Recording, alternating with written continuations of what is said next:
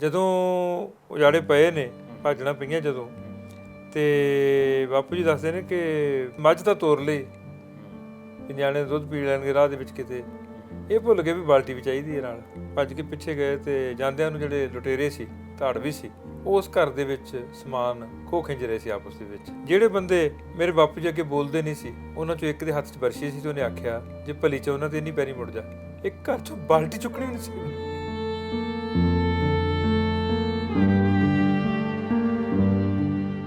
ਉਹ ਇਸ ਸਿੱਖ ਨੂੰ ਹਿੱਕ 'ਚ ਲੈ ਕੇ ਹਮੇਸ਼ਾ ਤੜਫਦੇ ਸੀ ਕਿ ਮੈਂ ਆਪਣੇ ਪਿੰਡ ਨੂੰ ਵੇਖ ਸਕਾਂਗਾ। क्या वो वेख सके फिर? ਨਾ, नहीं, नसीब च नहीं सी। ਮੇਰੇ ਪਰਿਵਾਰ 'ਚ ਹੁਣ ਤੱਕ ਸਿਰਫ ਮੇਰੇ ਵੱਡੇ ਭੈਣ ਜੀ 1983 'ਚ ਵੇਖ ਸਕੇ। ਉਸ ਵਕਤ ਅਜੇ ਕੁਝ ਲੋਕ ਜਿਉਂਦੇ ਸੀ ਜਿਹੜੇ 47 ਵੇਲੇ ਸਾਡੇ ਟੱਬਰ ਦੇ ਨੇੜੇ ਸੀ। जी जी। ਉਹਨਾਂ 'ਚ ਇੱਕ ਬਜ਼ੁਰਗ ਔਰਤ ਆ ਕੇ ਕਹਿੰਦੀ ਏ, ਤੂੰ ਤਾਰੋ ਹੈ?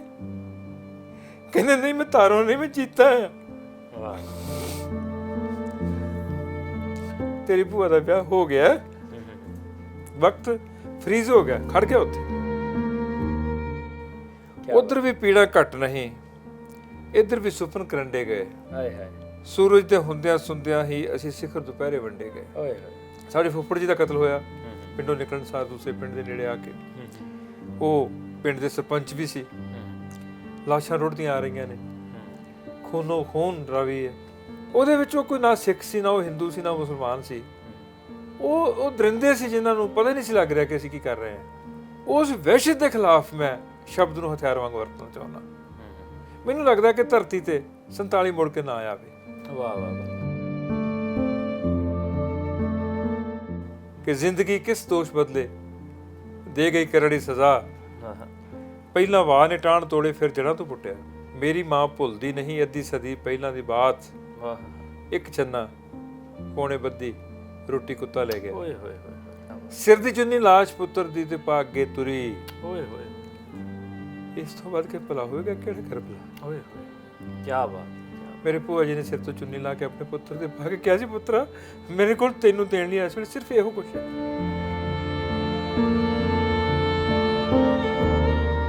ਤੁਸੀਂ 7ਵੀਂ ਵਾਰ ਪਾਕਿਸਤਾਨ ਆਏ ਹੋ ਔਰ ਤੁਸੀਂ ਆਪਣੇ ਪਿੰਡ ਨਹੀਂ ਜਾ ਸਕੇ, ਇਹਦੀ ਵਜ੍ਹਾ ਕੀ ਹੈ? ਵਜ੍ਹਾ ਤਾਂ ਇਹ ਭਰਾਵਾ ਇੱਕੋ ਹੀ ਹੈ ਵੀ ਕਾਨੂੰਨ ਜਿਹੜਾ ਦੋਵਾਂ ਮੁਲਕਾਂ ਦਾ ਉਹ ਆਪਸ ਦੇ ਵਿੱਚ ਸੁਰ ਨਹੀਂ ਉਹਦੀ। ਆਮ ਬੰਦੇ ਦੀ ਜਿਹੜੀ ਅੰਦਰਲੀ ਇੱਕ ਟੁੱਟ ਭੱਜ ਹੈ ਉਹਨੂੰ ਪਛਾਣਨ ਤੋਂ ਇਨਕਾਰੀ ਹੋ ਰਿਹਾ। ਸਾਨੂੰ ਵੀਜ਼ਾ ਹੀ ਜੇ ਤੀਰਥਾਂ ਦਾ ਮਿਲਦਾ ਤਾਂ ਪੰਜਾ ਸਾਹਿਬ, ਨਨਕਾਣਾ ਸਾਹਿਬ, ਡੇਰਾ ਸਾਹਿਬ ਵਾਪਸ। ਉਹਨਾਂ ਚਿਰ ਮੈਂ ਪਾਕਿਸਤਾਨ ਆਉਣਾ ਨਹੀਂ ਹਟਣਾ ਜਿੰਨਾ ਚਿਰ ਮੈਨੂੰ ਆਪਣੇ ਪਿੰਡ ਦੀ ਮਿੱਟੀ ਦੇ ਉੱਤੇ ਇੱਕ ਵਾਰ ਆਪਣਾ ਮੱਥਾ ਧਰਨ ਦਾ ਹੱਕ ਨਹੀਂ ਮਿਲਦਾ। ਮੇਰਾ ਬਾਪ ਨਹੀਂ ਰਿਹਾ, ਮੇਰੀ ਮਾਂ ਨਹੀਂ ਰਹੀ, ਮੇਰੇ ਚਾਚਾ ਨਹੀਂ ਰਿਹਾ, ਚਾਚੀ ਨਹੀਂ ਰਹੀ, ਦਾਦਾ ਨਹੀਂ ਰਿਹਾ, ਦਾਦੀ ਨਹੀਂ ਰਹੀ, ਪਰ ਮੈਂ ਉਹਨਾਂ ਚਿਰ ਇਹ ਮਨ ਦੇ ਵਿੱਚ ਰੱਖਾਂਗਾ, ਤਾਂ ਕਿ ਇੱਛਾ ਰੱਖਾਂਗਾ। ਕੋਈ ਲਾਜ਼ਮੀ ਨਹੀਂ ਪੂਰੀ ਹੋ ਜਾਵੇ, ਕੋਈ ਹੋ ਵੀ ਨਹੀਂ ਸਕਦਾ, ਉਹ ਤਾਂ ਨਾ ਹੀ ਪੂਰੀ ਹੋਵੇ। ਮੈਂ ਆਪਣੇ ਪੁੱਤਰ ਨੂੰ ਕਹਿ ਕੇ ਜਾਵਾਂਗਾ ਕਿ ਪੁੱਤਰ ਉਸ ਮਿੱਟੀ ਨੂੰ ਨਮਸਕਾਰਨ ਤੂੰ ਜ਼ਰੂਰ ਜਾਵੀਂ। ਦਮ ਦਮ ਦੇ ਗੇੜੇ ਦਰਸ ਕਰਾਂ, ਸਾਹਾਂ ਵਿੱਚ ਆਉਣਾ ਜਾਣਾ, ਮੇਰੇ ਮਨ ਮਸਤਕ ਵਿੱਚ ਵਸਦਾ ਏ, ਮੈਥੋਂ ਦੂਰ ਨਹੀਂ ਨਨਕਾਣਾ। ਹਾਏ ਹਾਏ ਹਾਏ।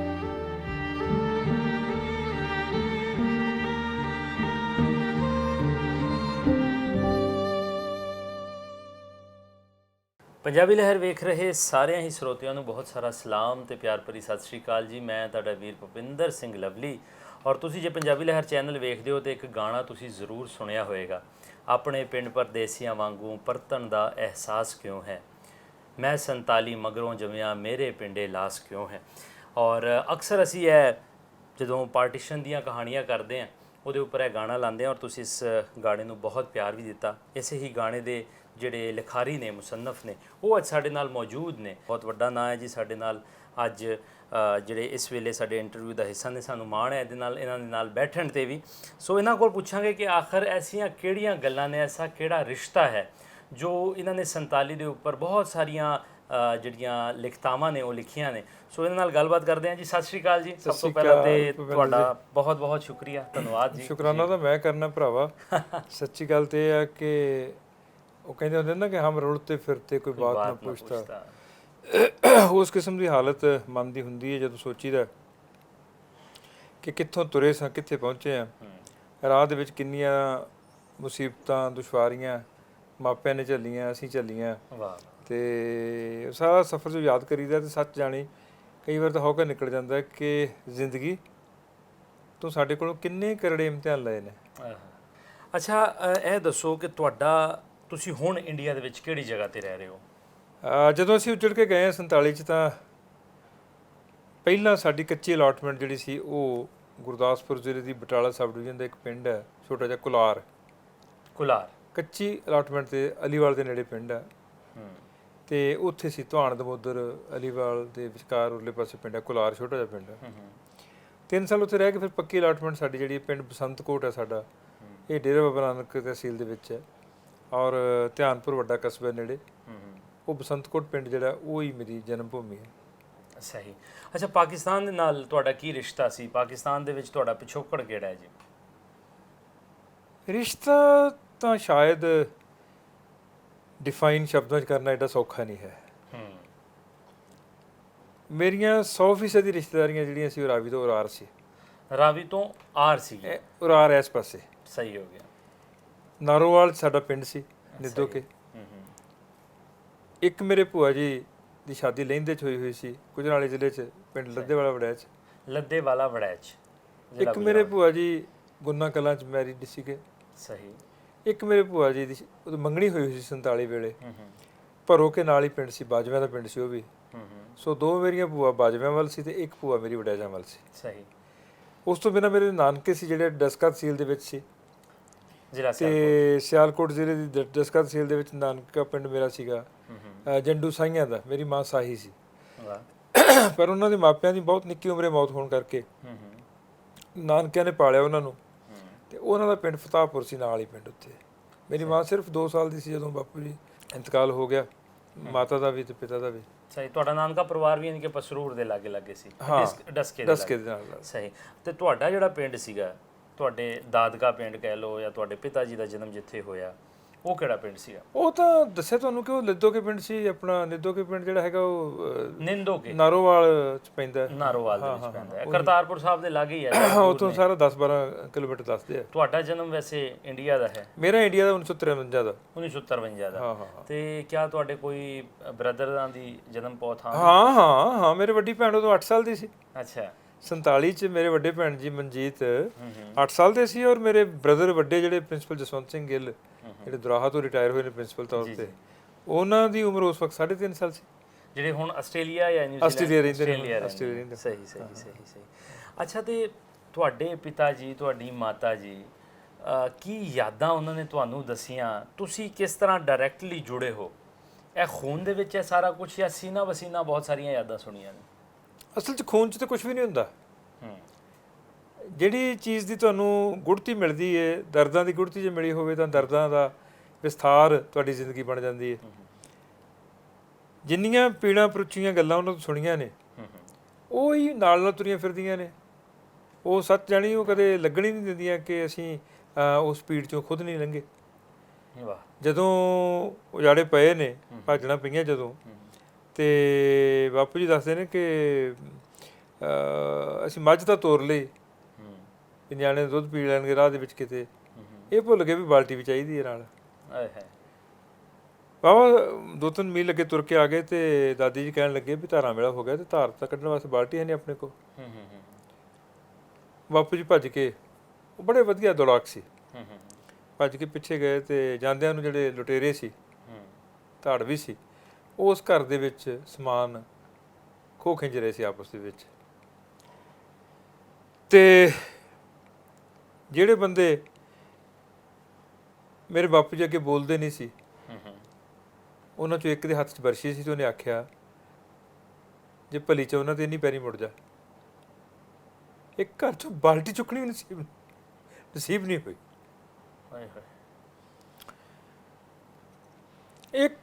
ਇੱਕ ਦੀ ਨਹੀਂ ਕਹਾਣੀ, ਸਾਰਿਆਂ ਦੀ ਕਹਾਣੀ ਇਹੀ ਹੈ। ਬਿਲਕੁਲ। ਇੱਕ ਦੀ ਕਹਾਣੀ ਇਹੀ ਹੈ।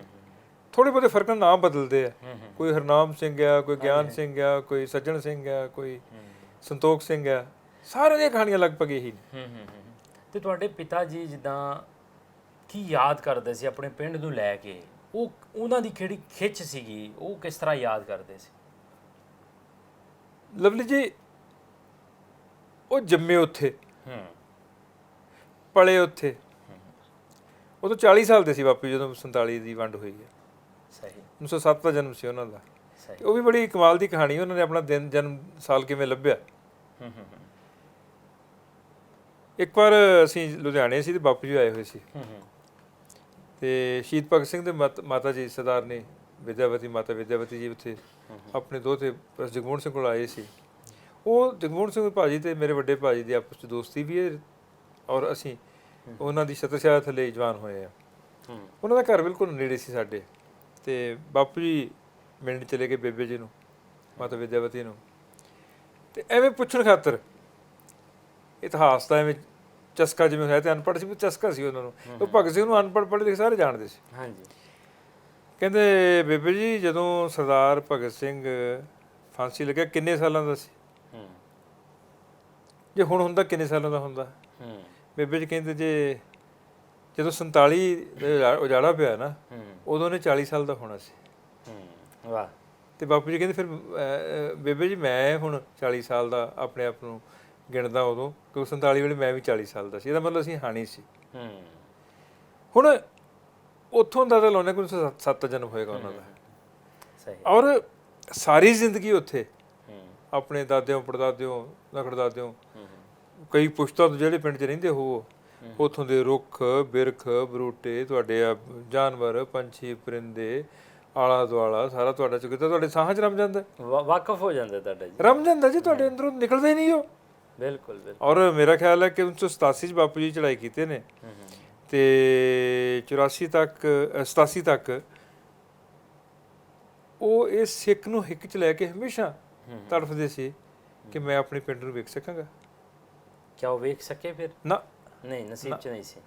ਮੇਰੇ ਪਰਿਵਾਰ 'ਚ ਹੁਣ ਤੱਕ ਸਿਰਫ ਮੇਰੇ ਵੱਡੇ ਭੈਣ ਜੀ 1983 'ਚ ਵੇਖ ਸਕੇ। ਉਹ ਵੀ ਇੱਕ ਸਬੱਬ ਸੀ ਕਿ ਉੱਥੇ ਪਾਕਿਸਤਾਨ ਅੰਬੈਸੀ ਦੇ ਵਿੱਚ ਕੋਈ ਸੱਜਣ ਪਿਆਰਾ ਸੀ, ਤੇ ਉਦੋਂ ਦਿੱਲੀ ਪਬਲਿਕ ਸਕੂਲ ਦੇ ਪ੍ਰਿੰਸੀਪਲ ਸੀ। ਉਹਦਾ ਬੱਚਾ ਪੜ੍ਹਦਾ ਸੀ ਉੱਥੇ। ਅੱਛਾ। ਤੇ ਉਸ ਨੂੰ ਬੇਨਤੀ ਕੀਤੀ, ਉਹਨੇ ਇਹਨਾਂ ਨੂੰ ਵੀਜ਼ਾ ਸਾਰੀ ਫੈਮਿਲੀ ਨੂੰ ਲਾ ਦਿੱਤਾ। ਉਦੋਂ ਮੇਰੇ ਵੱਡੇ ਭੈਣ ਜੀ ਜ਼ਰੂਰ ਗਏ ਨੇ 1983 ਦੇ ਵਿੱਚ। ਉਹ ਵੀ ਯਾਦ ਬੜੀ ਕਮਾਲ ਦੀ ਹੈ। ਤੇ 83 'ਚ ਆਏ, ਤੇ ਉਸ ਵਕਤ ਅਜੇ ਕੁਝ ਲੋਕ ਜਿਉਂਦੇ ਸੀ ਜਿਹੜੇ 47 ਵੇਲੇ ਸਾਡੇ ਟੱਬਰ ਦੇ ਨੇੜੇ ਸੀ। ਜੀ ਜੀ। ਤੇ ਉਹਨਾਂ 'ਚ ਇੱਕ ਬਜ਼ੁਰਗ ਔਰਤ ਆ ਕੇ ਕਹਿੰਦੀ ਹੈ ਕਿ ਤਾਰੋਂ ਹੈ ਤੂੰ? ਹਾਂ ਹਾਂ ਹਾਂ। ਤੂੰ ਤਾਰੋਂ ਹੈ? ਕਹਿੰਦੇ ਨਹੀਂ ਮੈਂ ਤਾਰੋਂ ਨਹੀਂ, ਮੈਂ ਚੀਤਾ ਹਾਂ। ਵਾਹ। ਮੇਰੇ ਭੂਆ ਜੀ ਦਾ ਨਾਂ ਕਰਤਾਰ ਸੀ, ਕਰਤਾਰ ਕੌਰ ਸੀ। ਪਿੰਡ 'ਚ ਤਾਰੋ ਕਹਿੰਦੇ ਸੀ। ਉਹਨਾਂ ਦਾ ਵਿਆਹ ਰੱਖਿਆ ਹੋਇਆ ਸੀ, ਉਦੋਂ ਦਾਜ ਤੋਂ ਬਣਾਇਆ ਹੋਇਆ ਸਰ। ਉਹਨੂੰ ਪਤਾ ਸੀ ਕਿ ਉਹਦਾ ਵਿਆਹ ਧਰਿਆ। ਸਹੀ। ਉਹ ਪੁੱਛਦੀ ਹੈ ਜੀਤਾ ਤੇਰੀ ਭੂਆ ਦਾ ਵਿਆਹ ਹੋ ਗਿਆ? ਵਕਤ ਫਰੀਜ਼ ਹੋ ਗਿਆ, ਖੜ ਗਿਆ ਉੱਥੇ, ਸੂਈਆਂ ਉੱਥੇ ਖੜ ਗਈਆਂ। 83 'ਚ ਪੁੱਛ ਰਹੀ ਹੈ ਉਹ ਬਜ਼ੁਰਗ ਔਰਤ ਜਿਹੜੀ ਮੇਰੀ ਭੂਆ ਦੀ ਸਹੇਲੀ ਸੀ। ਉਹ ਪੁੱਛ ਰਹੀ 36 ਸਾਲ ਬਾਅਦ ਪੁੱਛ ਰਹੀ ਉਹਦਾ ਵਿਆਹ ਹੋ ਗਿਆ? ਤੁਸੀਂ ਅੰਦਾਜ਼ਾ ਲਾਓ, ਸਪੀਡ ਦਾ ਅੰਦਾਜ਼ਾ ਲਾਓ, ਕਿਹੜੇ ਥਰਮਾਮੀਟਰ ਨਾਪੋਗੇ ਉਸ। ਮੈਂ ਜਦੋਂ ਵੀ ਚੇਤੇ ਕਰਦਾ, ਸੱਚ ਜਾਣਿਓ, ਮੈਨੂੰ ਇੰਝ ਲੱਗਦਾ ਕਿ ਵਕਤ ਇੰਨਾ ਵੀ ਬੇਰਹਿਮ ਹੋ ਸਕਦਾ। ਔਰ ਸਾਰਾ ਦਾਜ ਦੌਣ ਬਣਿਆ, ਭਰਿਆ ਪਕੋਨਾ ਘਰ ਛੱਡ ਕੇ ਤੇ ਉੱਜੜਨਾ ਪਿਆ। ਔਰ ਉਹ ਬਾਅਦ 'ਚ 1948 'ਚ ਉਹਨਾਂ ਦਾ ਵਿਆਹ ਜਾ ਕੇ ਕਪੂਰਥਲੇ ਕੀਤਾ ਗਿਆ, ਕਿਉਂਕਿ ਜਾਂਦਿਆਂ ਇਹ ਵੀ ਨਹੀਂ ਸੀ ਪਤਾ ਕਿ ਜਿਹੜੀ ਪਰਿਵਾਰ ਦੇ ਵਿੱਚ ਜਿਹੜੇ ਮੁੰਡੇ ਨੇ ਵਿਆਹ ਕਰਨਾ, ਉਹ ਪਰਿਵਾਰ ਕਿੱਥੇ ਹੈ। ਮਤਲਬ ਉਹ ਗਵਾਚ ਗਏ ਸੀ, ਜਿਸ ਤਰ੍ਹਾਂ ਨਿਕਲ ਗਏ। ਉਹ ਕੋਈ ਹੋਰ ਪਿੰਡ ਦੇ ਸੀ, ਉਹ ਕਾਫਲੇ ਹੋਰ ਚਲੇ ਗਏ। ਜਦੋਂ ਲੱਭੇ ਟੱਬਰ ਤੇ ਫਿਰ ਉਹ ਆਪਸ ਸੁਮੇਲ ਹੋਇਆ, ਤੇ ਫਿਰ ਮਤਲਬ ਕੋਈ ਜੀਆਂ ਦੇ ਨਾਮ ਤੁਹਾਡੇ ਪੇਰੈਂਟਸ ਨੇ ਦੱਸਿਆ? ਮੇਰੇ ਦਾਦਾ ਜੀ ਦਾ ਨਾਮ ਬੇਲਾ ਸਿੰਘ ਸੀ। ਉਹਨਾਂ ਦੇ ਕਜ਼ਨ ਸੀ ਜਿਹੜੇ ਉਹਨਾਂ ਦੇ ਭਰਾ ਜਿਹੜੇ ਸੀ, ਉਹਨਾਂ ਦੇ 6 ਕਿ 7 ਭਰਾ ਦੱਸਦੇ ਨੇ, ਮੇਰੇ ਬਾਪੂ ਜੀ ਦੱਸ ਦਿੰਦੇ ਸੀ। ਇੱਕ ਹਰੀ ਸਿੰਘ ਸੀ। ਕੋਈ ਮੁਸਲਮਾਨਾਂ ਦੇ ਨਾਮ ਦੱਸੇ ਸੀ ਉਹਨਾਂ ਨੇ? ਨਹੀਂ, ਮੈਨੂੰ ਚੇਤੇ ਨਹੀਂ, ਐਵੇਂ ਝੂਠ ਮਾਰਦਾ ਮੈਂ, ਮੈਨੂੰ ਚੇਤੇ ਨਹੀਂ। ਮੇਰੇ ਵੱਡੇ ਭਾਜੀ ਨੂੰ ਚੇਤੇ ਹੋਣਗੇ, ਪਰ ਮੈਨੂੰ ਯਾਦ ਨਹੀਂ। ਤੁਹਾਨੂੰ ਯਾਦ ਨਹੀਂ ਹੈ? ਲਏ ਬਹੁਤਿਆਂ ਦੇ ਨਾਂ ਲੈਂਦੇ ਸੀ, ਔਰਤਾਂ ਦੇ ਵੀ ਮਰਦਾਂ ਦੇ ਵੀ ਬੜੇ ਨਾਂ ਲੈਂਦੇ ਸੀ, ਚਾਚੀ ਫਲਾਣੀ, ਭੂਆ ਫਲਾਣੀ। ਉਦੋਂ ਰਿਸ਼ਤੇ ਇਸ ਤਰ੍ਹਾਂ ਸੀ ਸਾਰੇ। ਹਾਂਜੀ ਹਾਂਜੀ ਹਾਂਜੀ, ਸਹੀ ਸਹੀ। ਔਰ ਮੇਰੇ ਦਾਦੀ ਜੀ ਸੀ ਜਿਹੜੇ, ਉਹ ਸੇਖਵਾਂ ਪਿੰਡ ਸੀ ਉਹਨਾਂ ਦਾ, ਸੇਖਵਾਂ ਦੇ ਸੀ ਉਹ, ਸੇਖੋਂ ਗੋਤ ਸੀ ਉਹਨਾਂ ਦਾ। ਦਾਦੀ ਮੇਰੀ ਬਹੁਤ ਸਚਿਆਰੀ ਸੀ ਕਹਿੰਦੇ। ਭੈਣ ਮਾਲਣ ਉਹਦਾ ਨਾਂ ਸੀ, ਮਾਲਣਾ ਵੀ ਕਹਿ ਲੈਂਦੇ ਸੀ। ਤੇ ਮੇਰੇ ਬਾਪੂ ਜੀ ਤੋਂ ਬਿਨਾਂ, ਮੇਰੇ ਫਾਦਰ ਤੋਂ ਬਿਨਾਂ ਇੱਕ ਮੇਰੇ ਚਾਚਾ ਜੀ ਸੀ। 3 ਭੈਣਾਂ ਸਨ ਇਹ। ਚਾਚਾ ਜੀ ਫੌਜ ਸੀ, ਸਦਾ ਧਿਆਨ ਸਿੰਘ ਉਹਨਾਂ ਦਾ ਨਾਂ ਸੀ। ਤੇ ਬਾਪੂ ਜੀ ਮੇਰੇ ਸਕੂਲ ਨਹੀਂ ਸੀ ਗਏ, ਚਾਚਾ ਜੀ ਵੀ ਨਹੀਂ ਸੀ ਗਏ। ਉਹ ਕਹਿੰਦੇ ਪਹਿਲੇ ਦਿਨ ਹੀ ਮੈਂ ਗਿਆ ਤੇ ਮੁਨਸ਼ੀ ਨੇ ਇੱਕ ਨਿਆਣੇ ਨੂੰ ਕੁੱਟਿਆ ਤੇ ਮੈਂ ਡਰ ਗਿਆ। ਮੈਂ ਕਿਹਾ ਮੈਂ ਸਕੂਲ ਹੀ ਨਹੀਂ ਆਉਣਾ। ਸਹੀ। ਉਹ ਸਕੂਲ ਨਹੀਂ ਜਾ ਸਕੇ। ਪਰ ਉਹ ਲੋਕ ਵੇਦੀ ਸੀ, ਲੋਕ ਸਿਆਣਪਾਂ ਦਾ ਖਜ਼ਾਨਾ ਸਨ। ਉਹਨਾਂ ਦੀਆਂ ਆਖੀਆਂ ਗੱਲਾਂ ਹੁਣ ਵੀ ਚੇਤੇ ਮੈਂ ਜਦੋਂ ਕਰਦਾ ਨਾ ਤੇ ਮੈਨੂੰ ਲੱਗਦਾ ਕਿਤਾਬਾਂ 'ਚ ਤਾਂ ਲਿਖੀਆਂ ਨਹੀਂ ਕਿਤੇ, ਤੇ ਬਾਪੂ ਜੀ ਨੇ ਕਿੱਥੋਂ ਪੜ੍ਹ ਲਈਆਂ। ਇੱਕ ਉਹ ਕਹਿੰਦੇ ਹੁੰਦੇ ਸੀ ਭੁਪਿੰਦਰ ਕਿ ਰੱਬ ਨੇ ਡਾਂਗ ਹੀ ਮਾਰਤਾ ਮੱਤ ਕਵੱਲੀ ਦਾ, ਵੀ ਰੱਬ ਡਾਂਗ ਲੈ ਕੇ ਆਪ ਨਹੀਂ ਤੁਰਿਆ ਫਿਰਦਾ ਬੰਦੇ ਨੂੰ ਮਾਰਨ ਕੁੱਟਣ ਵਾਸਤੇ, ਬੰਦੇ 'ਚ ਮੱਤ ਹੀ ਪੁੱਠੀ ਮਾਰਦਾ। ਬਾਪੂ ਜੀ ਨੂੰ ਕੰਮ ਦਾ ਬੜਾ ਸ਼ੌਕ ਸੀ, ਬੜਾ ਸ਼ੌਕ ਸੀ। ਪਾਪੂਲਰ ਇੰਨੇ ਸੀ ਆਪਣੇ ਕੰਮ ਕਰਕੇ, ਕਾਮੇ ਹੋਣ ਕਰਕੇ ਕਿ ਪਿੰਡ 'ਚ ਪੁਲਿਸ ਸਟੇਸ਼ਨ ਸੀ। ਸਹੀ। ਤੇ ਕੁਛ ਉਹਨਾਂ ਦੇ ਦੋਸਤ ਸੀ ਜਿਹੜੇ ਪੁਲਿਸ 'ਚ ਵੀ ਨੌਕਰੀ ਕਰਦੇ ਸੀ, ਉਸ ਥਾਣੇ 'ਚ ਪੋਸਟਰ ਹੋਣਗੇ। ਉਹ ਵੀ ਇਹਨਾਂ ਕੋਲ ਸਿਆਲ ਜਾ ਕੇ ਚਰੀ ਕੁਤਰਾ ਜਾਂਦੇ ਹੁੰਦੇ ਸੀ ਟੋਕਿਆਂ ਤੇ। ਅੱਛਾ। ਸਹੀ। ਕਾਰਨ ਕੀ ਸੀ ਕਿ ਸਾਡੀ ਦਾਦੀ ਬੜੀ ਸਖਾਵਤ ਵਾਲੀ ਸੀ ਕਿ ਬੇਬੇ ਸਾਰਿਆਂ ਨੂੰ ਰੱਜਵਾਂ ਮੱਖਣ ਘਿਓ ਸ਼ੱਕਰ ਖਵਾਉਂਦੀ ਹੈ। ਇਸ ਕਰਕੇ ਮੇਰੇ ਬਾਪੂ ਨਾਲ ਉਹ ਅਕਸਰ ਕੰਮ ਕਰਾਉਣ ਵਾਸਤੇ ਆ ਜਾਂਦੇ ਸੀ। ਇਹ ਆਪਣੇ ਆਪ 'ਚ ਇੱਕ ਵੱਡੀ ਗੱਲ ਹੈ ਕਿ ਮਤਲਬ ਜਿਹੜਾ ਇੱਕ ਉਸ ਪਿੰਡ ਦਾ ਕਰਮਚਾਰੀ ਹੈ ਉਹ ਵੀ ਆ ਕੇ ਤੁਹਾਨੂੰ ਸਹਿਯੋਗੀ ਧਿਰ ਬਣ ਕੇ ਤੁਹਾਡੇ ਨਾਲ ਤੁਰੇ, ਇਹ ਕੋਈ ਨਿੱਕੀ ਗੱਲ ਨਹੀਂ। ਦੂਸਰਾ ਜਿਹੜੀ ਉਹਨਾਂ ਦੀ ਜਿਹੜੀ ਸੀ ਮਤਲਬ ਪਿੰਡ ਦੇ ਵਿੱਚ ਵੀ ਇਹ ਕੌੜਾ ਬਹੁਤ ਹੈ ਪਰ ਸੱਚਾ ਹੈ।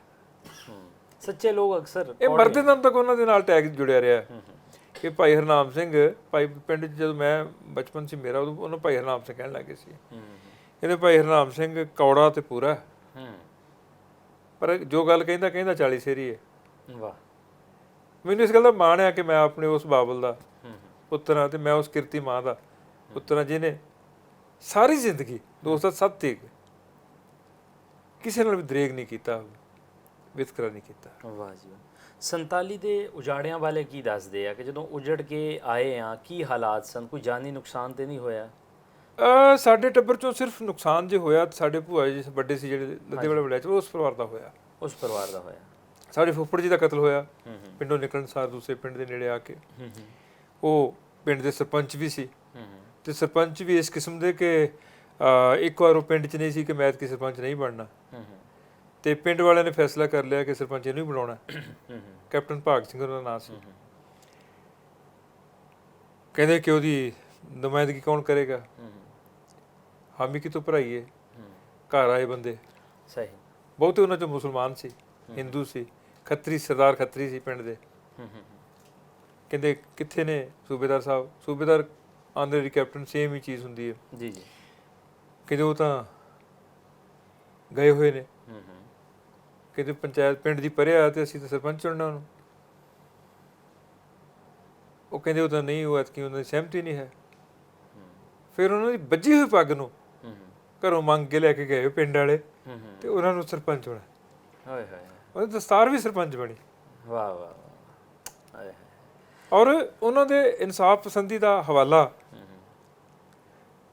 ਆ ਪਿਛਲੇ ਮਹੀਨੇ ਮੈਂ ਇੰਟਰਵਿਊ ਸੁਣ ਰਿਹਾ ਸੀ ਕਿਸੇ ਬੰਦੇ ਦਾ, ਉਸ ਪਿੰਡ ਜਿਹੜਾ ਬੰਦਾ ਹੁਣ ਉਸ ਪਿੰਡ 'ਚ ਰਹਿੰਦਾ, ਅੱਛਾ, ਜਿਹੜਾ ਕਿਤੋਂ ਹੋਰ ਉੱਜੜ ਕੇ ਆਇਆ, ਉਹ ਸੁਣਾ ਰਿਹਾ ਸੀ ਕਿ ਸਾਡੇ ਪਿੰਡ 'ਚ ਹੁਣ ਤੱਕ ਦੰਤ ਕਥਾਵਾਂ ਚੱਲਦੀਆਂ ਨੇ ਕਿ ਸਰਦਾਰ ਸੂਬੇਦਾਰ ਭਾਗ ਸਿੰਘ ਵੜੈਚ ਵੇਲੇ ਪਿੰਡ ਦਾ ਨਿਜ਼ਾਮ ਕੀ ਸੀ।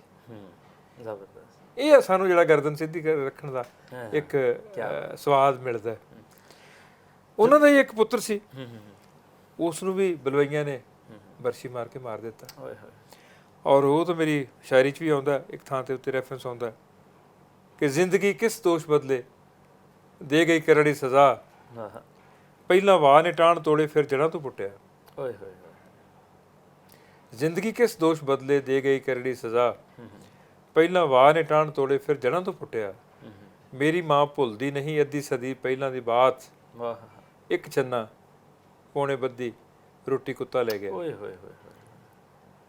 ਕਸਰ ਤੋਂ ਛੱਡੀ ਨਾ ਕੋਈ ਅੱਗ ਲਾ ਕੇ ਆ ਹਵਾ, ਫਿਰ ਉਦੋਂ ਵੇਖ ਕਿੱਦਾਂ ਝੂਮਦਾ ਜੰਗਲ ਹਰਾ। ਕੀ ਬਾਤ ਹੈ। ਕੀ ਬਾਤ। ਸਿਰ ਦੀ ਚੁੰਨੀ ਲਾਸ਼ ਪੁੱਤਰ ਦੀ ਤੇ ਪਾ ਅੱਗੇ ਤੁਰੀ, ਓਏ ਹੋਏ ਹੋਏ ਇਸ ਤੋਂ ਵੱਧ ਕੇ ਭਲਾ ਹੋਏਗਾ ਕਿਹੜਾ ਕਰਬਲਾ। ਓਏ ਹੋਏ ਹੋਏ ਕੀ ਬਾਤ ਹੈ, ਕੀ ਬਾਤ। ਮੇਰੇ ਭੂਆ ਜੀ ਨੇ ਸਿਰ ਤੋਂ ਚੁੰਨੀ ਲਾ ਕੇ ਆਪਣੇ ਪੁੱਤਰ ਦੇ ਪਾ ਕੇ ਕਿਹਾ ਸੀ, ਪੁੱਤਰਾ ਮੇਰੇ ਕੋਲ ਤੈਨੂੰ ਦੇਣ ਲਈ ਇਸ ਵੇਲੇ ਸਿਰਫ ਇਹੋ ਕੁਛ ਹੈ। ਔਰ ਜਦੋਂ ਮੇਰੇ ਭੂਆ ਜੀ ਗੱਲ ਸੁਣਾਉਂਦੇ ਹੁੰਦੇ ਸੀ ਨਾ, ਮੈਂ ਤਾਂ, ਮੇਰਾ ਬਚਪਨ ਸੀ ਜਦੋਂ ਸੁਣਦਾ ਸੀ ਗੱਲਾਂ, ਮੇਰੇ ਬਾਪੂ ਜੀ ਤੋਂ ਵੱਡੇ ਸੀ ਉਹ। ਸਹੀ। ਯਕੀਨ ਜਾਣਿਓ, ਐਂ ਲੱਗਦਾ ਸੀ ਇੱਥੋਂ ਕੁਛ ਪਾਟ ਰਿਹਾ। ਉਦੋਂ ਤਾਂ ਪੀੜਾਂ ਦੀ ਸਮਝ ਹੀ ਹੈ ਨਹੀਂ ਸੀ। ਇਹ ਗੱਲਾਂ ਦੇ ਬਾਅਦ ਦੀਆਂ ਨੇ ਕਿ ਮੈਂ ਲਿਖਣਾ ਪੜ੍ਹਨਾ ਸ਼ੁਰੂ ਕੀਤਾ। ਪਰ ਸੁਣਦੇ ਸਾਂ ਨਾ, ਮਤਲਬ ਅੰਦਰੋਂ ਕੁਝ ਹਿੱਲ ਜਾਂਦਾ ਸੀ ਕਿ ਇੱਦਾਂ ਵੀ ਹੁੰਦਾ। ਔਰ ਹੋਇਆ। ਜਿਹੜੀ ਗੱਲ ਛੰਨੇ ਵਾਲੀ ਹੈ, ਉਹ ਮੇਰੀ ਮਾਂ ਨੇ ਸੁਣਾਈ ਸਾਰੀ ਜ਼ਿੰਦਗੀ, ਕਿ ਸਾਡੇ ਕੋਲ ਸਿਰਫ ਇੱਕ ਛੰਨਾ ਸੀ, ਓਏ ਹੋਏ, ਇੱਕ ਪੌਣਾ ਸੀ, ਪੌਣੇ 'ਚ ਛੰਨਾ ਬੰਨਿਆ ਹੋਇਆ ਸੀ, ਤੇ ਜਿਹੜੀ ਕਿਤੋਂ ਰੋਟੀ ਲੱਭਦੀ ਸੀ ਉਹ ਇੱਕ ਅੱਧੀ ਕਿਤੇ ਲੁਕਾ ਕੇ ਮੈਂ ਰੱਖ ਲੈਂਦੀ ਸੀ ਛੰਨੇ 'ਚ ਪਾ ਕੇ, ਵੀ ਜੱਸ ਨੂੰ ਜਦੋਂ ਭੁੱਖ ਲੱਗੇਗੀ ਨਾ ਮੈਂ ਇਹਨੂੰ ਪਾਣੀ 'ਚ ਗਿੱਲੀ ਕਰਕੇ ਖਵਾ ਦਿਆਂਗੀ। ਉਦੋਂ ਇਨਸਾਨ ਵੀ ਭੁੱਖੇ ਸੀ, ਜਾਨਵਰ ਵੀ ਭੁੱਖੇ ਸੀ। ਰੋਟੀ ਦੀ ਸਮੈਲ, ਜਿਹੜੇ ਸਿਰਹਾਣੇ ਛੰਨਾ ਪੌਣੇ ਸਮੇਤ ਰੱਖਿਆ ਹੋਇਆ ਸੀ, ਇੱਕ ਭੁੱਖਾ ਕੁੱਤਾ ਆਇਆ ਤੇ ਖੋ ਕੇ ਲੈ ਗਿਆ।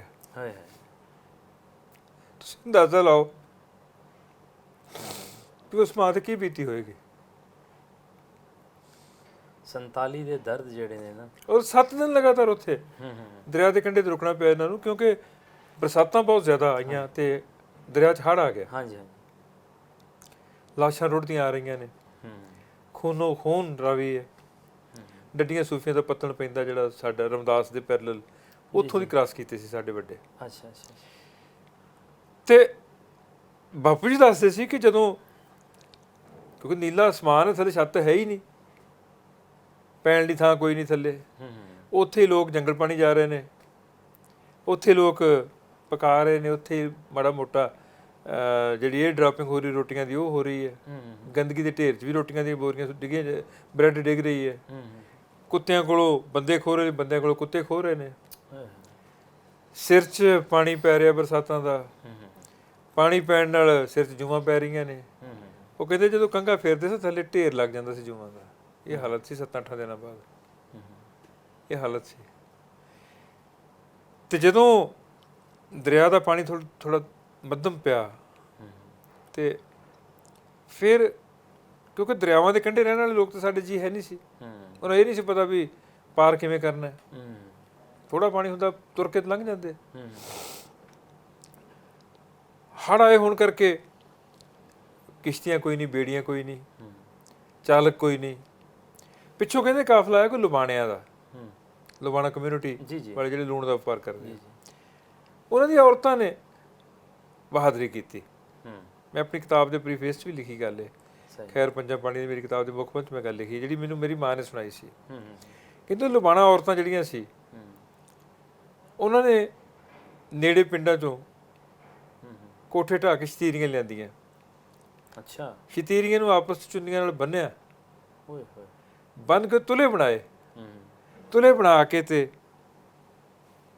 ਆਪ ਹੱਥਾਂ ਨਾਲ ਪਾਣੀ ਝੱਟ ਕੇ, ਚੱਪੂ ਬਣਾ ਕੇ ਹੱਥਾਂ ਦੇ, ਤੇ ਲੋਕਾਂ ਨੂੰ ਪਾਰ ਲੰਘਾਇਆ। ਵਾਹ ਵਾਹ, ਸਹੀ, ਲੋਕਾਂ ਨੂੰ ਪਾਰ ਲੰਘਾਇਆ। ਲੁਬਾਣੇ ਬੇਸਿਕਲੀ ਨਮਕ ਦਾ ਵਪਾਰ ਕਰਨ ਵਾਲੇ, ਇਹ ਲਵਣ ਤੋਂ ਹੀ ਬਣਿਆ ਨਾ, ਲੁਬਾਣਾ ਕਮਿਊਨਿਟੀ ਲਵਣ ਤੋਂ ਹੀ ਬਣਿਆ, ਕਿਉਂਕਿ ਲੂਣ ਦਾ ਕਿਸੇ ਵੇਲੇ ਵਪਾਰ ਸਭ ਤੋਂ ਵੱਡਾ ਵਪਾਰ ਸੀ। ਸਹੀ ਸਹੀ ਸਹੀ। ਕਿਉਂਕਿ ਪਾਕਿਸਤਾਨ 'ਚ ਵੀ ਬਹੁਤ ਸਾਰੀਆਂ ਥਾਵਾਂ ਨੇ ਲੁਬਾਣਿਆਂ ਦੀਆਂ, ਸੋ ਦਿਲ ਦੇ ਵਿੱਚ ਇਹ ਇੱਕ ਖੋਜ ਰਹਿੰਦੀ ਹੈ ਕਿ ਕੌਣ ਲੋਕ ਸਨ। ਇਹ ਲੂਣ ਦੇ ਉੱਪਰ ਮੱਖਣ ਸ਼ਾਹ ਲੁਬਾਣਾ ਜਿਹੜੇ ਜਿਨ੍ਹਾਂ ਨੂੰ ਗੁਰੂ ਤੇਗ ਬਹਾਦਰ ਸਾਹਿਬ ਦਾ ਮਿਲਿਆ ਆਸਰਾ, ਤੇ ਉਹਨਾਂ ਨੇ ਖੁਰਦਾ ਜਿਹੜਾ ਜਹਾਜ਼ ਸੀ, ਸੰਤ ਬਾਬਾ ਪ੍ਰੇਮ ਸਿੰਘ ਜੀ ਹੋਤੀ ਮਰਦਾਨ ਵਾਲੇ, ਨਹੀਂ ਸੰਤ ਬਾਬਾ ਪ੍ਰੇਮ ਸਿੰਘ ਜੀ ਮੁਰਾਲੇ ਵੀ ਪਾਕਿਸਤਾਨ 'ਚ ਹੈ, ਟਾਂਡਾ ਵੀ ਔਰ ਖੋੜੀ, ਦੋਨਾਂ 'ਚ ਉਹਨਾਂ ਦਾ ਜਨਮ ਹੋਇਆ। ਟਾਂਡਾ ਅਸਲ 'ਚ ਉਹਨਾਂ ਦਾ ਜਿਹੜਾ ਡੇਰਾ ਨਾ, ਉਹਨੂੰ ਟਾਂਡਾ ਕਹਿੰਦੇ ਨੇ। ਅੱਛਾ ਅੱਛਾ ਅੱਛਾ। ਡਾਰਾ ਜਿਵੇਂ ਪਿੰਡ ਕਹਿੰਦੇ ਆਪਾਂ, ਟਾਂਡਾ ਇਸ ਤਰ੍ਹਾਂ ਉਹਨਾਂ ਦਾ। ਸਹੀ ਜੀ। ਪਾਕਿਸਤਾਨ ਦੇ ਵਿੱਚ 5-7 ਟਾਂਡੇ ਹੈ। ਟਾਂਡੇ ਉਸੇ ਕਰਕੇ ਹੀ ਨੇ। ਜੀ ਜੀ। ਹਾਂ। ਔਰ ਬੜੇ ਸਕੂਲ ਹੁਣ ਵੀ ਸਾਡੇ ਜਿਹੜੇ ਉਹਨਾਂ ਦੇ ਵਿੱਦਿਆ ਦੇ ਖੇਤਰ, ਜਿੰਨਾ ਬਾਬਾ ਪ੍ਰੇਮ ਸਿੰਘ ਮੁਰਾਲੇ ਵਾਲਿਆਂ ਦਾ ਰੋਲ ਹੈ। ਜੀ ਜੀ ਜੀ। ਔਰ ਇੰਟਰਨੈਸ਼ਨਲ ਲੈਵਲ ਤੇ ਬਾਬਾ ਮੱਖਣ ਸ਼ਾਹ ਲੁਬਾਣੇ ਦੇ ਨਾਂ ਤੇ ਜਿੰਨੀ ਐਕਟੀਵਿਟੀ ਲੁਬਾਣਾ ਕਮਿਊਨਿਟੀ ਕਰਦੀ ਹੈ, ਜੀ ਜੀ, ਕਮਾਲ ਹੈ। ਨਿਊਯਾਰਕ ਦੇ ਵਿੱਚ ਜਿਹੜਾ ਗੁਰੂ ਘਰ, ਸਭ ਤੋਂ ਖੂਬਸੂਰਤ ਗੁਰੂ ਘਰ ਜਿਹੜਾ ਨਿਊਯਾਰਕ ਦੇ ਵਿੱਚ ਹੈ, ਲੁਬਾਣਾ ਕਮਿਊਨਿਟੀ ਦਾ। ਮੈਂ ਹੈਰਾਨ ਹੁੰਦਾ ਜਦੋਂ ਮੈਂ ਪਾਕਿਸਤਾਨ ਦੇ ਵਿੱਚ ਬਹੁਤ ਸਾਰੇ ਐਸੇ ਪਿੰਡ ਨੇ, ਟਾਂਡਾ ਦਾ ਸਕੂਲ ਹੈ, ਖੋੜੀ ਦੁੰਨਾ ਸਿੰਘ ਦਾ ਸਕੂਲ ਹੈ, ਫਿਰ ਇੱਥੇ ਮੁਰਾਲੇ ਦੇ ਵਿੱਚ ਸਕੂਲ ਹੈ, ਸਰਗੋਦਾ ਦੇ ਵਿੱਚ ਸਕੂਲ ਹੈ, ਇਹ ਮੈਕਸਿਮਮ ਐਜੂਕੇਟਿਡ ਲੋਕ ਨੇ। ਵਾਹ ਵਾਹ ਵਾਹ। ਸਿੱਖਾਂ ਦੇ ਵਿੱਚੋਂ ਜਿਹੜੀ ਕਮਿਊਨਿਟੀ ਸਭ ਤੋਂ ਪਹਿਲਾਂ ਸਿੱਖਿਆ ਗ੍ਰਹਿਣ ਕੀਤੀ, ਉਹਨਾਂ ਦੇ ਵਿੱਚ ਜਾਂ ਤਾਂ ਖਤਰਮੇ ਟੱਬਰ ਸੀ, ਜਿਹੜੇ ਰਾਵਲਪਿੰਡੀ ਦੇ ਆਲੇ ਦੁਆਲੇ ਜਿਹਨਾਂ ਸਿੱਖੀ ਨਵੀਂ, ਬਾਬਾ ਪ੍ਰੇਮ ਸਿੰਘ ਹੋਤੀ ਮਰਦਾਨ, ਬਾਬਾ ਕਰਮ ਸਿੰਘ ਹੋਤੀ ਮਰਦਾਨ ਵਾਲਿਆਂ ਨੇ ਜਿਹੜਾ ਸਿੱਖਿਆ ਅਸਲ ਜਿਹੜਾ ਕੰਮ ਕੀਤਾ, ਰਾਈਟਿੰਗ ਤਾਂ ਇੱਕ ਪਾਸੇ ਦੀ ਗੱਲ, ਜਿੰਨਾ ਉਹਨਾਂ ਨੇ ਸਿੱਖੀ ਫੋਲਡ ਵਿੱਚ ਲੋਕਾਂ ਨੂੰ ਲਿਆਉਣ ਦੀ ਸੇਵਾ ਕੀਤੀ। ਜੀ ਜੀ ਜੀ। ਆਨੰਦ ਕਾਰਜ ਸਭ ਤੋਂ ਪਹਿਲੇ ਜਿਹੜੇ ਕਰਮ ਸਿੰਘ ਹੋਰਾਂ ਨੇ ਕਰਵਾਏ ਨੇ। ਕਰਮ ਸਿੰਘ ਰਾਦਰ ਉਹਨਾਂ ਬਾਰੇ ਤਾਂ ਇੱਕ ਧਾਰਨਾ ਅਕਸਰ ਗਾਈ ਜਾਂਦੀ ਹੁੰਦੀ ਸੀ, ਜੋ ਲਾਸਟ ਪਿੰਡ 'ਚ ਜਦੋਂ ਕਿਤੇ ਆਨੰਦ ਕਾਰਜ ਕਰਨ ਜਾਂਦੇ ਸੀ ਨਾ, ਤੇ ਉਹ ਉੱਥੇ ਧਾਰਨਾ ਪੜ੍ਹਦੇ ਹੁੰਦੇ ਸੀ, ਕੋਈ ਆਨੰਦ ਪੜ੍ਹਾ ਲਓ ਜੀ, ਕਰਮ ਸਿੰਘ ਚੱਲਿਆ, ਕਰਮ ਸਿੰਘ ਚੱਲਿਆ। ਇਹ ਕਰਮ ਸਿੰਘ ਜੇਲਮ ਵਾਲੇ ਦੀ ਗੱਲ ਕਰ ਰਹੇ ਹੋ? ਜੇਲਮ ਦੇ ਵਿੱਚ ਇਹਨਾਂ ਦਾ ਬਹੁਤ ਵੱਡਾ ਗੁਰਦੁਆਰਾ ਹੈ। ਹੋਏਗਾ, ਉਹਨਾਂ ਦੇ ਹੋਏਗਾ, ਮੈਂ ਕਨਫਰਮ ਨਹੀਂ ਕਰ ਸਕਦਾ, ਪਰ ਉਹਨਾਂ ਦੇ ਹੋਏਗਾ। ਉਹ ਬਾਬਾ ਕਰਮ ਸਿੰਘ ਹੋਤੀ ਮਰਦਾਨ ਵਾਲੇ ਵੀ ਕਹਿੰਦੇ ਉਹਨਾਂ ਨੂੰ। ਸਹੀ ਸਹੀ। ਅੱਛਾ, ਮੇਰੀ ਨੌਲੇਜ ਦੇ ਵਿੱਚ ਤੁਸੀਂ ਕਾਫੀ ਇਜ਼ਾਫਾ ਕਰਦਾ। ਤੁਹਾਡੀ ਸ਼ਾਇਰੀ ਜਿਹੜੀ ਹੈ, ਤੁਹਾਡਾ ਜਿਹੜੀ ਤੁਸੀਂ ਜਦੋਂ ਲਿਖਦੇ ਹੋ, ਜ਼ਿਆਦਾਤਰ ਤੁਹਾਡਾ ਪੰਜਾਬ ਬਾਰੇ, ਵੰਡ ਬਾਰੇ, ਹਾਲਾਂਕਿ ਤੁਹਾਡਾ ਜਨਮ ਵੰਡ ਤੋਂ 6 ਸਾਲ ਬਾਅਦ ਦਾ ਹੈ, ਫਿਰ ਇਸ ਪਾਸੇ ਤੁਹਾਡੀ ਖਿੱਚ ਕਿਉਂ ਜ਼ਿਆਦਾ ਹੈ? ਇਹਦੇ ਦੋ ਤਿੰਨ ਕਾਰਨ ਨੇ ਲਵਲੀ ਜੀ। ਮੇਰੇ ਅੰਦਰ ਇੱਕ ਕੰਡਾ ਹਰ ਵੇਲੇ ਰੜਕਦਾ ਹੈ ਕਿ ਯਾਰ 47 'ਚ ਜਿਹੜਾ ਜਨੂਨ, ਜਿਹੜਾ ਪਾਗਲਪਣ ਪੰਜਾਬੀਆਂ ਨੇ ਕੀਤਾ, ਤੇ 10 ਲੱਖ ਲੋਕਾਂ ਨੂੰ ਅਸੀਂ ਮੌਤ ਦੇ ਘਾਟ ਉਤਾਰਤਾ। ਮੌਤ ਦੇ ਘਾਟ ਹੀ ਨਹੀਂ ਉਤਾਰਿਆ, ਉਹਨਾਂ ਨੂੰ ਅਸੀਂ ਜਿਵਾ ਕਰ ਕਰਕੇ ਇਸ ਇਨਸਾਨੀਅਤ ਨੂੰ ਸ਼ਰਮਸਾਰ ਕੀਤਾ। ਇਹਦੇ 'ਚ ਕੋਈ ਸ਼ੱਕ ਨਹੀਂ, ਕੋਈ ਦੋ ਰਾਏ ਨਹੀਂ। ਉਹਦੇ ਵਿੱਚੋਂ ਕੋਈ ਨਾ ਸਿੱਖ ਸੀ, ਨਾ ਉਹ ਹਿੰਦੂ ਸੀ, ਨਾ ਮੁਸਲਮਾਨ ਸੀ। ਉਹ ਦਰਿੰਦੇ ਸੀ ਜਿਨ੍ਹਾਂ ਨੂੰ ਪਤਾ ਨਹੀਂ ਸੀ ਲੱਗ ਰਿਹਾ ਕਿ ਅਸੀਂ ਕੀ ਕਰ ਰਹੇ ਹਾਂ। ਧੀ ਨਹੀਂ ਵੇਖੀ, ਭੈਣ ਨਹੀਂ ਵੇਖੀ, ਪੁੱਤਰ ਨਹੀਂ ਵੇਖਿਆ, ਭਰਾ ਨਹੀਂ ਵੇਖਿਆ, ਗਾਜਰ ਮੂਲੀਆਂ ਬਣਾ ਕੇ ਕੁਤਰ ਦਿੱਤੇ ਬੰਦੇ। ਉਸ ਵਹਿਸ਼ਤ ਦੇ ਖਿਲਾਫ ਮੈਂ ਸ਼ਬਦ ਨੂੰ ਹਥਿਆਰ ਵਾਂਗ ਵਰਤਣਾ ਚਾਹੁੰਦਾ। ਮੈਨੂੰ ਲੱਗਦਾ ਕਿ ਧਰਤੀ ਤੇ 47 ਮੁੜ ਕੇ ਨਾ ਆਵੇ। ਵਾਹ ਵਾਹ ਵਾਹ।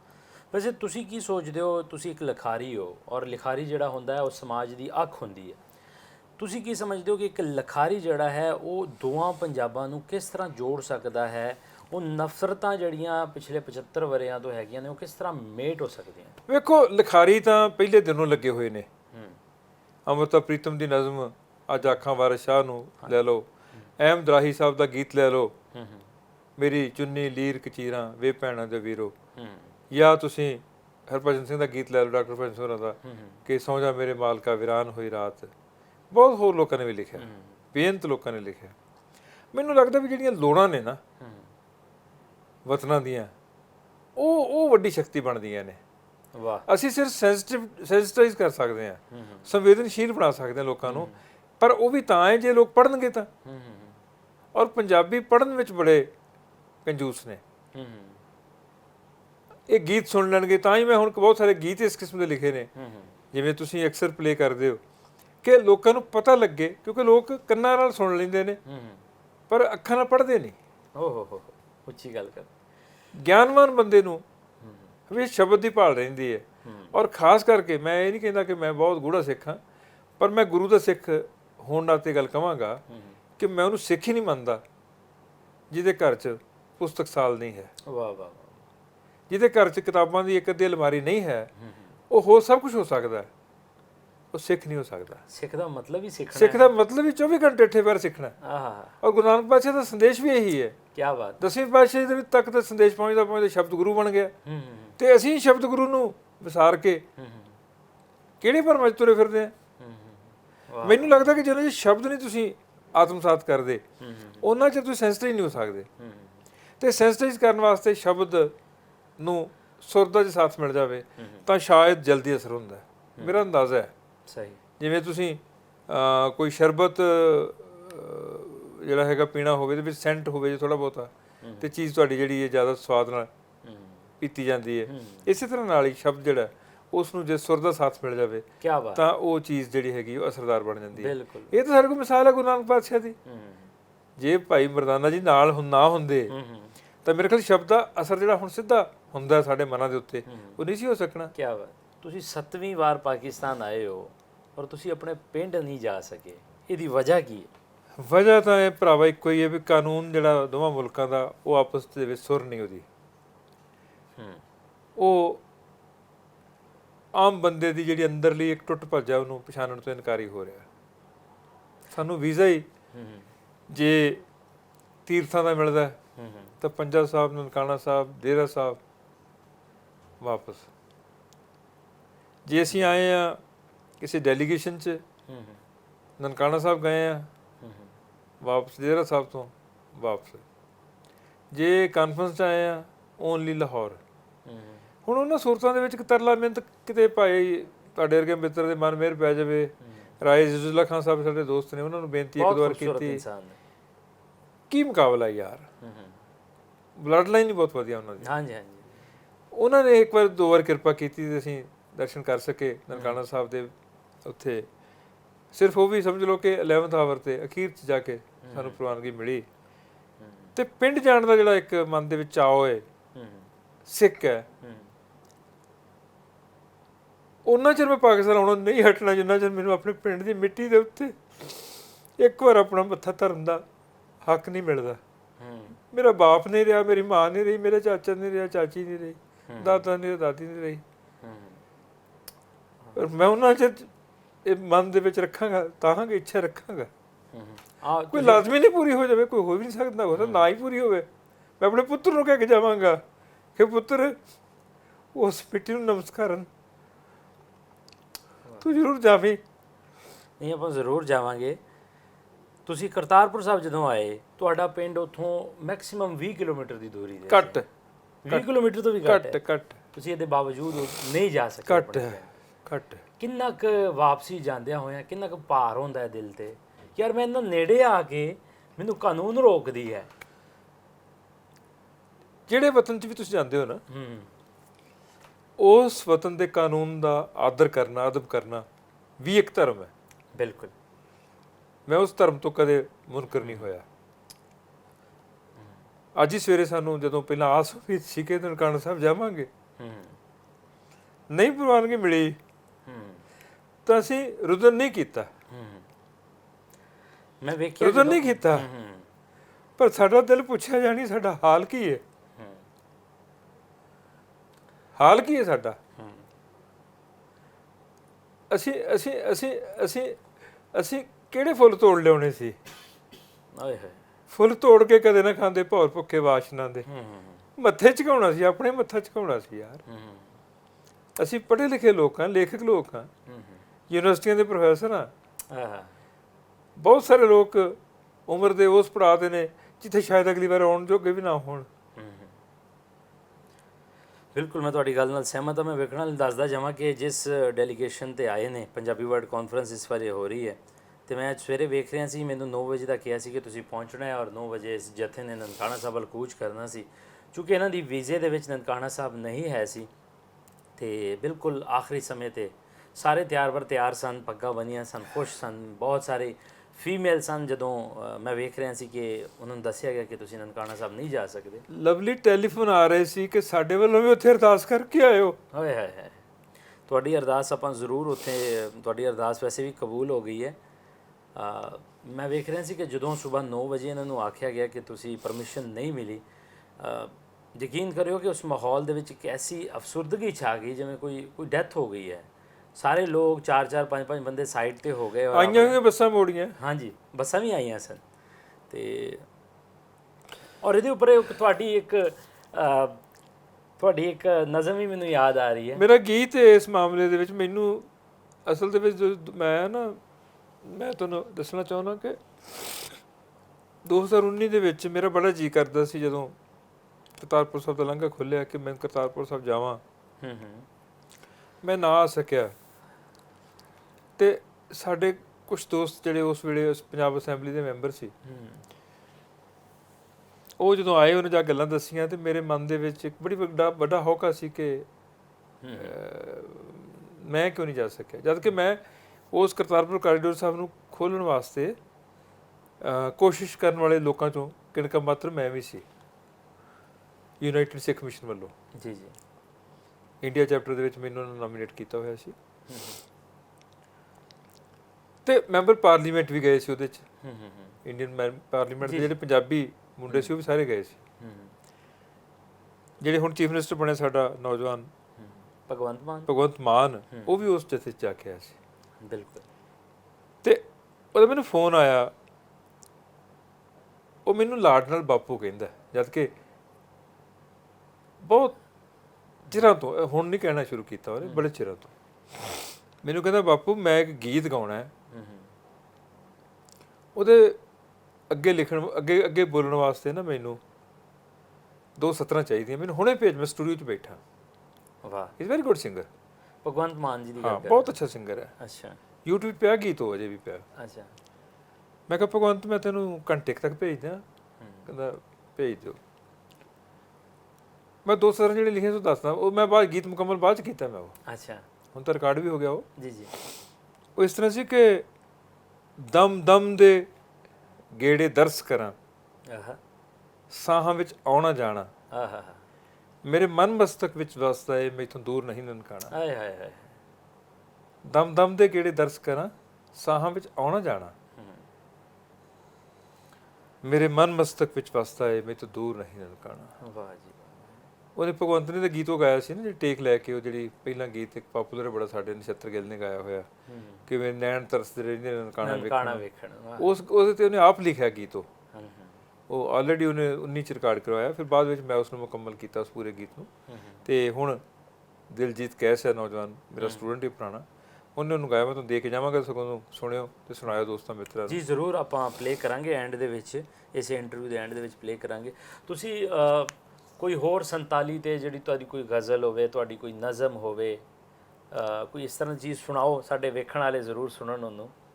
ਨਜ਼ਮ ਲਵਲੀ ਜੀ ਕਿ ਜੀਵੇ ਧਰਤੀ 5 ਦਰਿਆਵਾਂ ਦੀ। ਹਾਂ।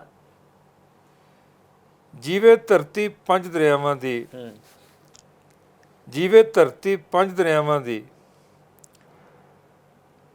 ਸੀਨੇ ਵਿੱਚ ਬੀਜੇ ਚਾਵਾਂ ਦੀ। ਅੱਜ ਟੁੱਟ ਕੇ ਤੰਦੋ ਤੰਦ ਹੋਈ, ਇਹਦੇ ਤੇਜ਼ ਧੜਕਦੇ ਸਾਹਾਂ ਦੀ। ਉਧਰ ਵੀ ਪੀੜਾ ਘੱਟ ਨਹੀਂ, ਇੱਧਰ ਵੀ ਸੁਪਨ ਕਰੰਡੇ ਗਏ। ਉਧਰ ਵੀ ਪੀੜਾ ਘੱਟ ਨਹੀਂ, ਇੱਧਰ ਵੀ ਸੁਪਨ ਕਰੰਡੇ ਗਏ, ਸੂਰਜ ਦੇ ਹੁੰਦਿਆਂ ਸੁੰਦਿਆਂ ਹੀ ਅਸੀਂ ਸਿਖਰ ਦੁਪਹਿਰੇ ਵੰਡੇ ਗਏ। ਓਏ ਹੋਏ, ਕੀ ਬਾਤ। ਉਹ ਹੋਰ ਕਿਤਾਬਾਂ ਲੱਭਦੇ ਰਹੇ ਸੀ, ਹੋਰ ਕਿਤਾਬਾਂ ਪੜ੍ਹਦੇ ਰਹੇ, ਸੋਚਾਂ ਨੂੰ ਨਾਗਾ ਵਸ ਪਾ ਕੇ ਅਸੀਂ ਦੋਸ਼ ਹਵਾ ਸਿਰ ਮੜਦੇ ਰਹੇ। ਤੀਜੇ ਦੀ ਚੁੱਕਣਾ ਵਿੱਚ ਆ ਕੇ ਅਸੀਂ ਭੁੱਲ ਬੈਠੇ ਸਾਂ ਲੋੜਾਂ ਨੂੰ, ਨੇਰੇ ਵਿੱਚ ਗਲੀਆਂ ਛਾਣਦੇ ਆ, ਭੁੱਲੇ ਸਾਂ ਘਰ ਦੀਆਂ ਥੋੜਾਂ ਨੂੰ। ਕੀ ਬਾਤ। ਅਸੀਂ ਸਿਰਫ ਕਚੀਚੀਆਂ ਵੱਟਦੇ ਰਹੇ, ਸਾਨੂੰ ਪਿਆਰ ਭਰਪਣ ਭੁੱਲ ਗਿਆ, ਤੇ ਸਵਾਹ ਦੀਆਂ ਪੁੜੀਆਂ ਸਾਂਭਦਿਆਂ ਸਾਡਾ ਘਿਓ ਦਾ ਪੀਪਾ ਡੁੱਲ ਗਿਆ। ਓਏ ਹੋਏ, ਕੀ ਬਾਤ। ਅਸੀਂ ਸਿਰਫ ਕਚੀਚੀਆਂ ਵੱਟਦੇ ਰਹੇ, ਸਾਨੂੰ ਪਿਆਰ ਭਰਪਣ ਭੁੱਲ ਗਿਆ, ਤੇ ਸਵਾਹ ਦੀਆਂ ਪੁੜੀਆਂ ਸਾਂਭਦਿਆਂ ਸਾਡਾ ਘਿਓ ਦਾ ਪੀਪਾ ਡੁੱਲ ਗਿਆ। ਮੋਹਰੇ ਦਾ ਵਣਜ ਵਿਹਾਜਦਿਆਂ ਰੇਤੇ ਵਿੱਚ ਖੰਡ ਦੀ ਬੋਰੀ ਗਈ, ਅਸੀਂ ਪਿੱਛੇ ਪਿੱਛੇ ਤੁਰਦੇ ਗਏ, ਇਹ ਨਾਗਣ ਜਿੱਧਰ ਤੁਰੀ ਗਈ। ਹਾਏ ਹਾਏ, ਕੀ ਬਾਤ। ਵੰਜਲੀ ਦੀ ਥਾਂ ਤੇ ਤੋਪਾਂ ਨੇ ਜੋ ਬੋਲ ਉਚਾਰੇ ਸੁਣਦੇ ਰਹੇ, ਇੱਕ ਦੂਜੇ ਦੇ ਖਣਵਾਦੇ ਨੂੰ ਅਸੀਂ ਬਿਨਾਂ ਪੌਣੀਆਂ ਪੁਣਦੇ ਰਹੇ। ਹਾਏ ਹਾਏ। ਮਿਹਣੇ ਦਰ ਮਿਹਣੇ ਦਿੰਦੇ ਰਹੇ, ਅਸੀਂ ਆਹ ਕੀਤਾ, ਤੁਸੀਂ ਆਹ ਕੀਤਾ, ਅੱਗਾਂ ਦੀਆਂ ਖੇਡਾਂ ਖੇਡਦਿਆਂ ਅਸੀਂ ਆਪਣਾ ਵਕਤ ਤਬਾਹ ਕੀਤਾ। ਫੁੱਲਾਂ ਦੀਆਂ ਖਿੜੀਆਂ ਲੜੀਆਂ ਨੂੰ ਨਫ਼ਰਤ ਦੇ ਨਾਲ ਸਵਾਹ ਕੀਤਾ, ਰਲ ਜੀਣ ਮਰਨ ਦੀ ਰਹਿਤ ਨੂੰ ਅਸੀਂ ਹੱਥੀਂ ਆਬਜਵਾਹ ਕੀਤਾ। ਅਸੀਂ ਸਾਂਝੇ ਚੰਨ ਦੇ ਟੋਟੇ ਕਰ ਬਸ ਤਾਰਿਆਂ ਨਾਲ ਹੀ ਪਰਚ ਗਏ, ਸਦੀਆਂ ਦੀ ਸਾਂਝੀ ਪੂੰਜੀ ਨੂੰ ਐਟਮ ਦੀ ਖਾਤਰ ਖਰਚ ਗਏ। ਅਸੀਂ ਭਰ ਵਗਦੇ ਦਰਿਆਵਾਂ ਦੇ ਪਾਣੀ ਵਿੱਚ ਲੀਕਾਂ ਵਾਹ ਲਈਆਂ, ਧੁੱਪਾਂ ਤੇ ਛਾਵਾਂ ਵੰਡ ਲਈਆਂ, ਤੇ ਵੱਖ-ਵੱਖ ਮੰਜੀਆਂ ਢਾਹ ਲਈਆਂ। ਅਸੀਂ ਵੰਡਦੇ ਵੰਡਦੇ ਭੁੱਲ ਗਏ ਸਾਂ, ਮਾਂ ਬੋਲੀ ਤਾਂ ਹੀ ਸਾਂਝੀ ਰਹੀ, ਪਰ ਵਰਿਆ ਤੀਕਰ ਪੁੱਤਰਾਂ ਦੇ ਮੇਲ ਮਿਲਾਪੋਂ ਵਾਂਝੀ ਰਹੀ। ਸਾਨੂੰ ਛਲਦੀ ਦਲਦੀ ਮਲਦੀ ਰਹੀ, ਚੱਕੀ ਸਮਿਆਂ ਦੀ ਬੇਕਿਰਕ ਜਹੀ, ਸਾਹਾਂ ਦੇ ਆਟੇ ਵਿੱਚ ਰਲ ਗਈ, ਇਸ ਕਰਕੇ ਹੀ ਕੁਝ ਕਿਰਕ ਜਹੀ। ਚਾਵਾਂ ਦਰਿਆਵਾਂ ਸਾਵਾਂ ਵਿੱਚ ਗਲ ਘੋਟੂ ਧੂਆਂ ਵੜਿਆ, ਸਾਡੇ ਨੀਲ ਬਲੌਰੀ ਅੰਬਰਾਂ ਤੇ ਦਿਨ ਦੀਵੀਂ ਕਾਲਾ ਚੰਨ ਚੜਿਆ। ਕੀ ਬਾਤ ਹੈ ਜੀ। ਰਾਤਾਂ ਦੀ ਨੀਂਦਰ ਸਹਿਮ ਗਈ, ਸੁਪਨੇ ਵੀ ਥਰ ਥਰ ਕੰਬਦੇ ਰਹੇ, ਅਸੀਂ ਰੱਸੀਆਂ ਦੇ ਸੱਪ ਮਾਰਨ ਲਈ ਇੱਕ ਦੂਜੇ ਤਾਈਂ ਡੰਗਦੇ ਰਹੇ। ਕੀ ਬਾਤ। ਅਕਲਾਂ ਨੂੰ ਜੰਦਰੇ ਮਾਰ ਲਏ ਤੇ ਪਸ਼ੂਆਂ ਵਾਂਗੂ ਕਹਿੰਦੇ ਰਹੇ, ਨੇਰੇ ਵਿੱਚ ਝੱਗੋ ਝੱਗ ਹੋ ਕੇ ਦੂਜੇ ਨੂੰ ਮੰਦੜਾ ਕਹਿੰਦੇ ਰਹੇ। ਸਰਹੱਦਾਂ ਹੱਦਾਂ ਬਾਲ ਬਾਲ ਅਸੀਂ ਲੜ ਲੜ ਮਰ ਮਰ ਵੇਖ ਲਿਆ, ਇੱਕ ਦੂਜੇ ਦੇ ਕਰ ਸਾੜ ਸਾੜ ਅਸੀਂ ਕੋਲੇ ਕਰ ਕਰ ਵੇਖ ਲਿਆ। ਆਹਾ ਇਸ ਅਗਨ ਖੇਡ ਵਿੱਚ ਹਰ ਵਾਰੀ ਪੰਜਾਬੀ ਹੀ ਜੀ ਮਰਦਾ, ਜੇ ਪੁੱਤਰਾਂ ਨੂੰ ਹੀ ਸ਼ਰਮ ਨਹੀਂ ਰਾਵੀ ਦਾ ਪਾਣੀ ਕੀ ਕਰਦਾ। ਓਏ ਹਾਏ ਹਾਏ ਹਾਏ ਹਾਏ, ਕੀ ਬਾਤ। ਇਸ ਅਗਨ ਖੇਡ ਵਿੱਚ ਹਰ ਵਾਰੀ ਪੰਜਾਬੀ ਹੀ ਸੀ ਜੀ ਮਰਦਾ, ਜੇ ਪੁੱਤਰਾਂ ਨੂੰ ਹੀ ਸ਼ਰਮ ਨਹੀਂ ਰਾਵੀ ਦਾ ਪਾਣੀ ਕੀ ਕਰਦਾ। ਵਾਹ ਜੀ ਵਾਹ, ਕੀ ਬਾਤ। ਸਤਲੁਜ ਤੇ ਬਿਆਸ ਉਦਾਸ ਚਹੇ, ਜੇਰਮ ਨੂੰ ਮਿਲਣੋਂ ਡਰਦੇ ਰਹੇ, ਹਾਏ ਹਾਏ। ਸੋਹਣੀ ਦੇ ਚਨਾਹ ਨੂੰ ਤਰਨ ਲਈ ਮਹੀਵਾਲ ਤਰਸ ਕੇ ਮਰਦੇ ਰਹੇ। ਆਹਾ ਦੋ ਚੁੱਲ੍ਹਿਆਂ ਤੇ ਇੱਕ ਟੱਬਰ ਦੀ ਇਕੱਠੀ ਬਣ ਸਕਦੀ ਰੋਟੀ ਸੀ, ਵਿੱਚ ਕਾਹੇ ਬਲ ਦੀ ਲੀਕ ਜਹੀ ਗੋਰੇ ਦੀ ਨੀਅਤ ਖੋਟੀ ਸੀ। ਵਾਹ ਜੀ ਵਾਹ, ਵਾਹ ਜੀ ਅਸੀਂ ਨਫ਼ਰਤ ਖੇਡਦਿਆਂ ਪਿਆਰਾਂ ਦੀ ਬਾਜ਼ੀ ਹਾਰ ਗਏ, ਵਾਹ। ਅਸੀਂ ਕਣਕ ਪਾਹਾਂ ਵੇਚ ਤੀਜੇ ਹੱਥ ਬਣ ਹਥਿਆਰ ਗਏ। ਓਹ ਹੋ ਕੀ ਬਾਤ। ਹਥਿਆਰਾਂ ਤੋਂ, ਸਰਕਾਰਾਂ ਤੋਂ, ਧਰਤੀ ਦੇ ਖੇਖਣਹਾਰਾਂ ਤੋਂ, ਆਹਾ ਹਥਿਆਰਾਂ ਤੋਂ, ਸਰਕਾਰਾਂ ਤੋਂ, ਧਰਤੀ ਦੇ ਖੇਖਣਹਾਰਾਂ ਤੋਂ ਆਹਾ ਇਹ ਪਾਣੀ ਸੁੱਚੇ ਰੱਖਣੇ ਨੇ ਰੱਤ ਦੇ ਵਣ ਵਪਾਰਾਂ ਤੋਂ। ਵਾਹ ਵਾਹ ਵਾਹ ਵਾਹ, ਕੀ ਬਾਤ। ਅਸੀਂ ਭਗਤ ਸਿੰਘ ਸਰਦਾਰ ਵਾਂਗ ਲੈਣੀ ਏ ਗੁੜਤੀ ਦੁੱਲੇ ਤੋਂ, ਆਹਾ ਤੇ ਸਾਂਝੀ ਲੋਕ ਵਿਰਾਸਤ ਲਈ ਖਾਣੀ ਏ ਬੁਰਕੀ ਬੁੱਲੇ ਤੋਂ। ਵਾਹ ਵਾਹ ਵਾਹ, ਕੀ ਬਾਤ। ਅਸੀਂ ਵਾਰਿਸ ਸ਼ਾਹ ਦੇ ਵਾਰਿਸ ਹਾਂ ਤੇ ਨਾਨਕ ਦੀ ਸੰਤਾਨ ਵੀ ਹਾਂ। ਵਾਹ ਜੀ ਅੱਜ ਇਹ ਗੱਲ ਕਿੱਦਾਂ ਭੁੱਲ ਜਾਈਏ, ਕਲਬੂਤ ਲਾਗੇ ਇੱਕ ਜਾਨ ਵੀ ਹਾਂ। ਵਾਹ ਵਾਹ ਵਾਹ। ਵਰਿਆਂ ਦੀ ਕੁੜੱਤਨ ਪੀ ਪੀ ਕੇ ਹੁਣ ਜਾਨ ਨੂੰ ਸੂਲੀ ਟੰਗਣਾ ਨਹੀਂ, ਇੱਕ ਦੂਜੇ ਦੀ ਸ਼ੁਭ ਖੈਰ ਬਿਨਾਂ ਹੁਣ ਜੀਭੋਂ ਕੁਝ ਵੀ ਮੰਗਣਾ ਨਹੀਂ। ਵਾਹ ਕੀ ਬਾਤ। ਇਹਨਾਂ ਪੰਜ ਦਰਿਆਈ ਪੁੱਤਰਾਂ ਨੂੰ ਹੁਣ ਸਾਂਝੀ ਧੜਕਣ ਬਾਰ ਆਵੇ, ਵਾਹ ਤੇ ਰਿਸ਼ਵਰ ਪਹਿਲੀ ਦਿਨ ਚੜਦੇ ਇਹਨਾਂ ਦੋ ਵੀਰਾਂ ਦੇ ਘਰ ਆਵੇ।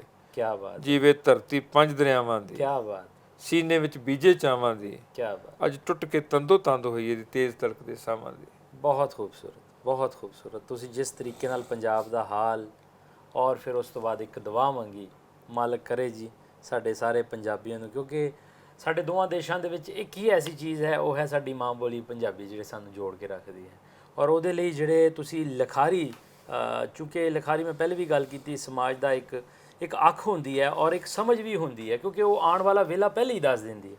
ਸੋ ਜੋ ਤੁਸੀਂ ਲੋਕ ਇਹਨੂੰ ਆਪਣੇ ਲਫ਼ਜ਼ਾਂ ਦੇ ਰਾਹੀਂ ਜਦੋਂ ਬਿਆਨ ਕਰਦੇ ਹੋ, ਔਰ ਜਿਹੜੇ ਫਿਰ ਚਾਹਣ ਵਾਲੇ ਲੋਕ ਹੁੰਦੇ ਨੇ, ਖਾਸ ਕਰਕੇ ਜਦੋਂ ਤੁਸੀਂ ਯੂਨੀਵਰਸਿਟੀਜ਼ ਦੇ ਵਿੱਚ ਜਾਂਦੇ ਹੋ, ਉੱਥੇ ਦੇ ਬੱਚਿਆਂ ਨੂੰ ਪਤਾ ਲੱਗਦਾ ਹੈ, ਉਹ ਇਸ ਚੀਜ਼ ਬਾਰੇ ਰਿਸਰਚ ਕਰਦੇ ਨੇ, ਫਿਰ ਉਹਨਾਂ ਨੂੰ ਪਤਾ ਲੱਗਦਾ ਹੈ ਕਿ ਅਸੀਂ ਕੌਣ ਹੈਗੇ ਹਾਂ।